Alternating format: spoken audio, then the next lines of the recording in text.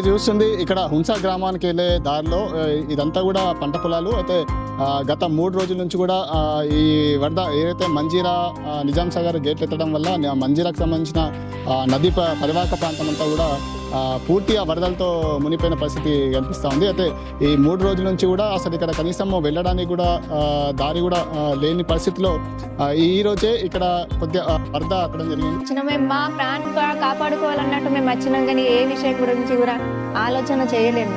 మా ప్రాణానికే కాపాడుకోవడానికి మేము వచ్చేసినాం. మా సామాన్ మేము ఏమి చూడలేదు. ఆ పోయిన దాకా ఏం తెల్ల ఏం పప్పులు బియ్యము ఏమైనా ఎట్టయిపోయినా మాకు తెలియదు సార్. పడుకుంటే ఏమైనా చేయొచ్చు, ఎక్కడైనా అడిగి తినచ్చు, కానీ తినచ్చు. బిచ్చం అడిగి తింటే ఏం పర్వాలేదు సార్, కానీ ప్రాణానికి ప్రమాదం అన్నట్టు భయపడి ఊరికి వచ్చేసినాం అంతే.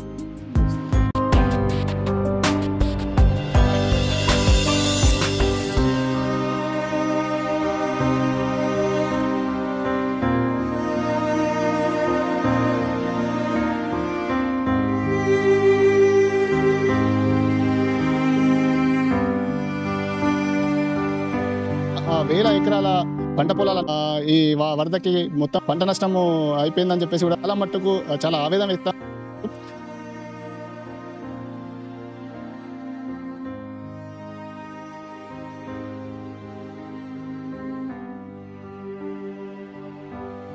ఊరు చుట్టూ నీళ్ళు అయిపోయింది. ఊరు చుట్టూ నీళ్ళు అయిన తర్వాత ఇక మాకు వచ్చిన నీళ్ళు ఇక్కడ వచ్చినాయి నీళ్ళు అని అన్నారు. 3 గంటలకు బస్సు ఎక్కినాము, ఇచ్చేసినాం సార్. మా ఇంట్లో తెలియదు, ఏం వచ్చింది తెలియదు, ఏం లేదు. ఇప్పుడు ఇంటికి పోయినా కూడా ఒకటే సీరియస్నాం సార్. మేము మొత్తం అక్కడ అంతా దింగానే ఉన్నది ఉంచాల.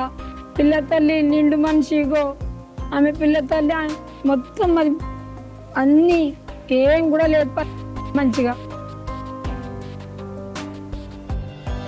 మా సాలుర మండలంలో మరి ముంపు గ్రామాలైనటువంటి మందర్న, హుంస, కాజాపూర్ ఈ 3 గ్రామాలు మొత్తము 3-4 రోజుల నుంచి నీళ్ళలోనే దిగ్బంధం చేయడం జరిగింది. మరి ఈరోజు ప్రభుత్వ అధికారులు స్పందించి పోలీస్ యంత్రాంగం కానీ, రెవెన్యూ యంత్రాంగం కానీ, మరి ఇక్కడ స్థానిక ఎంపీడీఓ గారు కానీ నుంచి 3-4 రోజుల నుంచి మరి హుంస, మందర్న, కాజాపూర్ 3 గ్రామాల ప్రజలకు కూడా మరి మా మండలం సాలుర మండలం హెడ్ క్వార్టర్కి పబ్లిక్ అందరికీ తరలించడం జరిగింది.